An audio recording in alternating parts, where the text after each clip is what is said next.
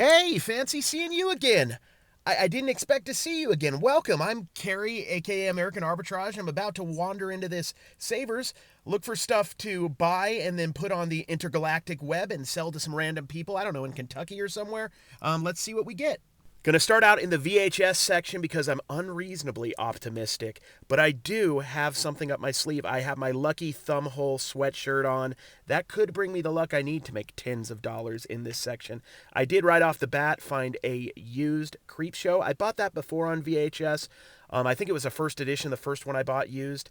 That one isn't, but I am going to end up getting that. You find a lot of sealed stuff like this, Claudette Colbert collection, stuff that's part of sets. Those typically aren't valuable. From what little I understand, you want to look for first edition stuff, first printing stuff, similar to books. Here's another one of those collection things. You want to stay away from it. That gold top right there shows collection. I did end up getting this, and I put it on Whatnot. Didn't do too great. I made $3 plus shipping, and that happens. You got to keep on trucking. I've said it 1,000 times in my TikToks, but always remember to look over figurines and music boxes carefully. There's all sorts of broken parts on this, chips. It's $5, probably would have been worth it, but a lot of times in my past, I bought those, not looked them over carefully, and had something worthless when I got home. As a kid, I was irrationally afraid of E.T. Were any of you afraid of E.T. as a child?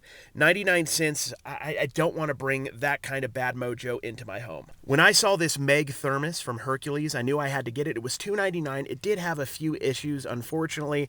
I wanted this for my Whatnot auction. I put it in, and unfortunately, it didn't do too well. I made $4, so I basically broke even, but that happens sometimes. I want to have cool stuff in my auctions, and it's okay if I don't always make a profit on them. Now let's play the game, Sweeping the Nation. What are mugs trying to tell me? Hello, handsome. There we go. Well, thank you. I appreciate that. And yes, I am very thankful that you said that. Hello, fall. Well, you are a little off. It's the dead of winter. You're off by a bit. I do not care. Well, that's a little bit rude and also punny. Hey, disembodied head of Carrie here. Sorry to pop up in these circumstances, but I just want to apologize on behalf of Carrie. I told him that wasn't very funny. I kept repeating it to him, and he was just determined to put that bit in. I apologize once again. Thank you for still being here. Wow. On to the toy section, I find what appears to be a Mars rover. It's an RC one, though, like a remote control one, and no controller there. So it's not even worth looking up if I don't have the controller, so I just passed on that.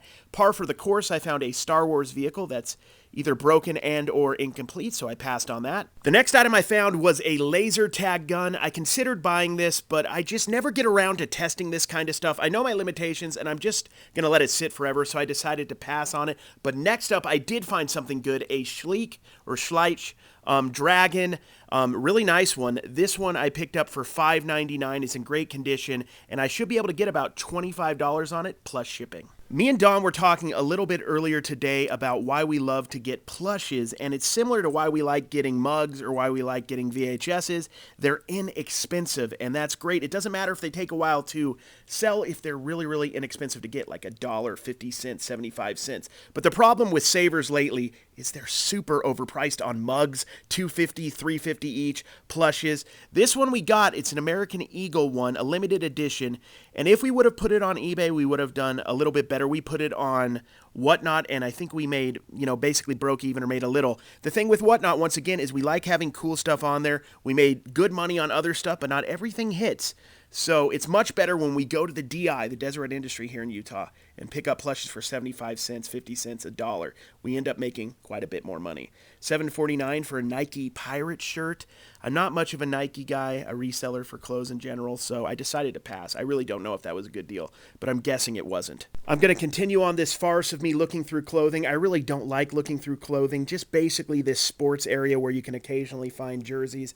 I just get really overwhelmed. There's so many shirts, so many items, and I'm not super interested. At yard sales and garage sales and swap meets, sometimes I'll have better luck because there's not as much. I don't get overwhelmed, and then I can see the stuff easier that might have value. Let's go see what kind of overpriced hats are at this Savers today. This Savers is one of the worst for overpriced hats, but all of them lately, all the Savers have been bad.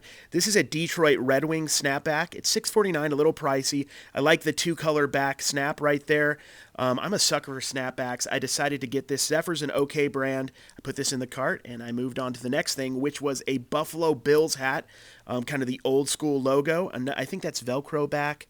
The price was, I think, $1 less, like $5.50 or something like that. I picked this one up as well. I'm going to put this on eBay or Mercari and see how well it goes. I love finding hats. Stay away from these kind of hats, these global series, the World Series, the Super Bowl hats. These generic hats never sell well on the secondary market. They're kind of made right after the event or during the event, and then afterwards nobody cares. Here is the obligatory footage of me combing through these hats looking for something good to flip. Remember, when you're reselling, when you're going to thrift stores, it's a game of doing the same thing over and over again and learning a little bit more each time. It's a game of repetition and education. So every time I go through these, I'm looking for certain things, certain patterns that I've seen over the years. And the more and more you resell, the more and more you knock stuff over, like myself. I'm a big klutz. I knock everything over. But besides that, you get to learn, patterns. It's pattern recognition, and you start to make more and more money over time. Are you guys ready to look at some rad electronics? There's broken speakers, there's that weird toaster, and there's that Wii Fitboard that's absolutely everywhere, all at the low price of twice its retail value. Can you all tell I was only 2 classes away from a theater minor in college? I hope so. Truth is, you can find a lot of stuff in the electronics section. It's just not my cup of tea, but if you're into it, you can find stuff. If you're willing to test and make sure stuff works, you can make some good money. This was $3.99 Spy Hunter. I should be able to, get a few dollars profit, maybe double my money on this. I couldn't resist. It's a cool item. It's something I'm going to put on eBay for a while, and if it doesn't sell there, I'll put it through my Whatnot auction. Now on to the Antiquities glass case. There's all sorts of treasures to be seen. It appears to be some older video game controllers. That's wonderful. Priced too much, go figure. A whole bunch of random discs, which is interesting, but not interesting enough to want to buy. Honestly, in this section, there is just a lot of overpriced junk. Not every thrift store is like this. Some of them have really good deals in here, but this Savers is really, really bad. I don't know if any of you have noticed this, but at Savers lately, I've been seeing them set up areas to make it kind of look boutique-y. There's a sloth. They kind of made this look a certain way. I don't know if it's going to help them with their sales if their prices are insane. I don't know if you guys go to Major League Baseball games that often, but they've been doing in the last couple years a lot of Star Wars themed bobbleheads. I like them. This one's missing the lightsaber, unfortunately, at $4.99.